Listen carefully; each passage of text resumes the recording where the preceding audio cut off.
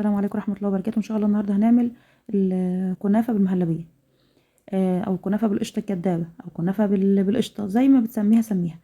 هي زي ما احنا شايفين كده شكلها وطعمها كمان كان حلو جدا. شوف بقى المقادير معانا. هنحط كيلو، معايا كيلو كنافة. هحط كيلو سكر، واحط عليهم تقريبا لتر الا ربع مية، او كيلو الا ربع مية، واحطهم وارفعهم على النار لحد ما يغلوا. هنزل عليهم بعصير نص ليمونة وكيس من الفانيليا. هنسيبهم يغلوا، لما يغلي يعني كويس. ونعصر الليمون عليهم. هنسيبهم بعدها تقريبا من 5 ل7 دقايق كده لحد ما يتقل معانا شويه. هنجيب بقى هنا الكنافه، انا حطاها في الفريزر. هبدا اطلعها وافككها من بعضها كده بالراحه، افرفتها كده زي ما احنا بنقول. بتاخد وقت معانا شويه بس بتبقى حلوه. في ناس بتعملها في الكبه، حابه تعمل حطيها في الكبه وتضربيها براحتك، حابه تعملها بايديك سهل يعني، ممكن نشتغل بايدينا عادي يعني، مفيش فيها اي مشكله. ممكن تحط عليها سكر بودرة بعد ما بتعمليها. هي هتاخد معايا ده الكيلو، هحط عليه نص كيلو سمن بلدي على النباتي على زيت. عشان هي السمنة احنا عارفين الكنافة بتحب السمنة شوية، وطبعا لما يكون في سمن بلدي بتديها طعم احلى واحلى كمان. احنا بنمسكها حتة حتة كده وفرفتها من بعض. في كلاكيع بتبقى فيها صغيرة، بس بعد شوية لما بتهريها بتكون حلوة. انا يعني المرة اللي فاتت لما عملت الكنافة، بعد ما فرفتها من بعضها كده حطيتها في الصينيه وحطيت فوقها سمنه. بس عشان المره دي عايزين نعمل حرف للصينيه من جوه بالكنافه، وعشان نحط عليها، عشان المهلبيه ما تجيش على الحرف لما نحطها عليها. فحطيت عليها السمنه بعد ما فرفتها كده، حطيت عليها السمنه ودخلتها فيها كويس جدا. وطبعا عشان نديها لون حلو، وزي اللون بتاع المحلات كده، فنديناها شويه لون جيل اصفر. انا معايا هنا كده السمنه اهي، دخلتها فيها بقى. انا مسيحاها كده نص تسيحه زي ما انتم شايفين، فيها حتت سايحه وفيها حتت زي ما هي، بس طبعا بدرجه حراره الجو عموما. تحط على النار مفيش دقيقه وتلاقيها بقت زي ما احنا شايفينها كده. والجو مهوش برد فبتفك معانا بسرعه، حتى الشويه اللي ما كانوش ساحوا حطيناهم بيسيحوا بسرعه كده. ندخلها فيها كويس جدا، ناخد بالنا من كل قطعه فيها، نقلب من تحت لفوق كده وندخلها فيها. هنا بقى اجيب شويه شربات تقريبا بر 3 4 معالق كده، حطيت فيهم لون جل الاصفر. لو في برتقاني يبقى احلى اللي هو الاورنج، او ممكن نحط الاصفر على نقطه من الاحمر بيدينا لون اورنج. طبعا المفروض انا كنت حطيت على السمنه كان افضل، كان كله اللون هيتوزع كويس جدا لما تضيفيه على السمنه عشان هيخش معاها كويس. بس انا نسيب بصراحه، فحطيت في الكوبايه كده وبدات ان انا افركها فيها. خدت معايا وقت شويه عشان تظبط معايا اللون كده. بنجيب بقى صينيه وندهنها سمنه دهنه محترمه كده، دهنه محترمه بنت ناس. نبدا نفرد فيها الكنافه، ونحاول نفكك الكلاكيع اللي فيها دي عشان بتعمل كلاكيع بسبب ان احنا عشان السمنه اللي حطيناها عليها. نفرد كويس جدا ونضغط عليها بصينيه اقل او بكل عزمنا كده بايدينا، يعني نضغط عليها جامد. نبدا اعمل بقى الاحرف بتاعتها واضغط عليها برضو، اثبتها كويس. بنعمل الاحرف دي عشان لما نحط المهلبيه ما تطلعش من الجناب وتتحرق. تلاقيها اتحرقت مننا في الفرن، او انت وبتطلعيها تبقى طالعه الحته حلوه كده يعني، مش طالعه مش بتبوظ زي ما احنا بنقول من الجوانب.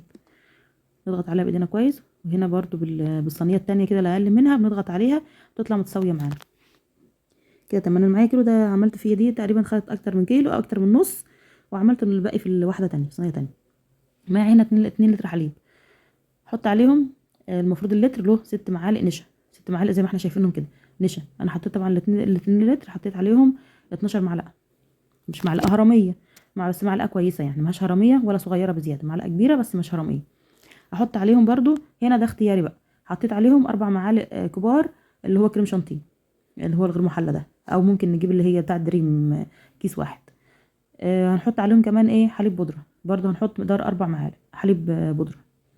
لو انت مش حابه مش مشكله، بس عشان هو عندي بقر فانا حبيت ان انا اعززه شويه. واحط عليه سكر كمان تقريبا 6 معالق سكر، لو مش حابه مفيش مشكله. هنقلبهم كويس جدا مع بعض كده عشان النشا بدأ يترسب تحت. ونبدأ نرفعهم على النار، نحطها على النار لحد ما تبدأ تبقبق معانا كده. وبعدين هنزل عليهم معلقتين قشطة او معلقتين زبدة زي ما حط عندي كده، او سمن بلدي لو مفيش، بس ده بيديها طعم احلى. لو مفيش مشكلة. نرفعها على النار لحد ما نسيحها معاها وخلاص، نفصل على كده تكون بقبقت واستوت معانا كده.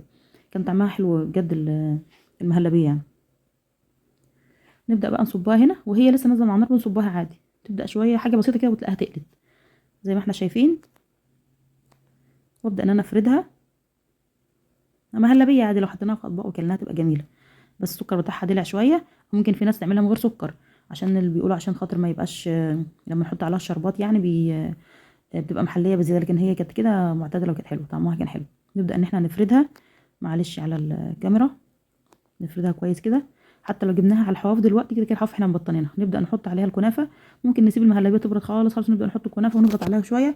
بس احنا بقى عملناها كده، وكان برضه بنضغط عليها بس بسيط، مش ضغط عليها جامد عشان ما تطلعش من جميع الاتجاهات. نفرفت كده الكنافة عليها. الفرن بتاعي سخن، ادخلها على درجة حرارة 200 في الرف اللي تحت برضو، يعني الرف اللي تحت احط عليه الشبكة وبحط عليه الصينية، ونسيبها لحد ما تبدأ ان هي برضو، احنا دي مش بتسيب بقى زي التانية، هي بتسيب بس حاجة بسيطة، بس تبدأ ترقص كده في الفرن.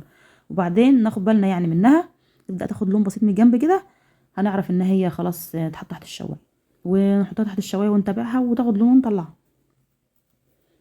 كده بجهز برضو الصينية التانية احضرها علشان برضو ادخلها معاها كده اهي، متاخدش وقت يعني نتابعها كده. بعد ما حطيناها تحت الشوايه طلعناها بقى. الشربات بتاعنا بارد. لو انت حباه تقيل بزياده، في ناس بتحب الشربات يكون بتاع الكنافه تقيل جدا كده، تحس ان هو تقليب، تاخدي منه قطعه ما تقدرش تكملي. لكن اللي هو الشربات برضو اللي هو الوسط ده حلو بصراحه، الكنافه بيخليها حلوه، وتعرفي تاكلي منها بدل القطعه 2 كمان. نبدا ان احنا نشربها كده. طبعا انا هقلبها، بس يعني الواحد بيقلبها وهو خايف، اللي هي بالمهلبيه دي. المفروض طبعا الصينيه كنت عملت في صينيه لها حواف اعلى من دي، بس انا عملت فيها بتاعه البسبوسه اللي هي الكبيره دي. هنا قلبتها اهي، هي ما شاء الله طالعه حلوه برضو. ابدا بقى طبعا بنشرب تاني من تحت عشان نحط لها الشربات من هنا. الشربات بتاعت الحواف تحسوا انها نزلت لتحت اهي، لكن من النص ما كانتش نزلت، فعملتها كده وشربتها. تشرب الشربات كويس. هو الكيلو خد، الكيلو كنافه خد الكيلو السكر اللي احنا عاملينه كده. هنا بقى بقطعها، المفروض تبرد تماما تماما قبل ما نقطعها، بس طبعا يعني قلنا برضه عشان نخلص الفيديو فقطعتها وهي كانت لسه سخنه. المهلبيه بتاعت المهلبيه بتبقى حلوه قوي وهي سخنه، تحس ان هي لسه طريه وحلوه كده، معهاش ماسكه في بعضها. لما تبرد طبعا بتكون حلوه برضه، بس افضل وهي سخنه كده بتكون حلوه. بس طبعا عشان التقديم ولا التصوير ولا كده بنستنى ان هي تبرد عشان نقطعها، بس مفيش صبر بقى، قلنا عشان نخلص الفيديو. بصوا كده، المهلبيه كان طعمها حلو، والكنافه طعمها حلو جدا. وزي ما احنا شايفين كده قلبتها تاني، رجعتها حطيت الصينيه فوقها وقلبتها تاني علشان نلمها في الصينيه بقى. زي ما احنا شايفين كده، التانية موجوده معانا، هي الصينيه التانية برضو اديتها الشربات بتاعها وخلصتهم. طعمها كان حلو. هوريكم كمان قطعه منها بعد ما بردت معانا بقى وقطعت منها قطعه، هوريكم كان شكلها عامل ايه. جربوا برضو المهلبيه دي حلوه، حتى لو عملنا المهلبيه بالطريقه دي للعيد هتبقى طعمها حلو، تبقى برضو في اللي احنا بنعملها في العيد دي هتبقى طعمها جميل ان شاء الله. كده بعد ما بتهدى، يعني هي كده مبردتش تماما، احنا ممكن نقلل نسبه المهلبيه نخليها اقل. يعني انا عامله لها هنا محطوط لها تقريبا مقدار لتر، ممكن نخليه كيلو الا ربع لبن حليب او حاجه، لتر يعني. كيلو ربع، لتر الا ربع زي ما بتحسبوها بقى. كده اهي. لما تكون المهلبيه بتكون اقل زي ما انت حابه اعمليها، يعني السمك بتاعها. بس هي كان طعمها حلو وكانت متساويه. اتمنى تجربوها ان شاء الله، والف هنا وصحه لقلوبنا وقلوبكم. والسلام عليكم ورحمه الله.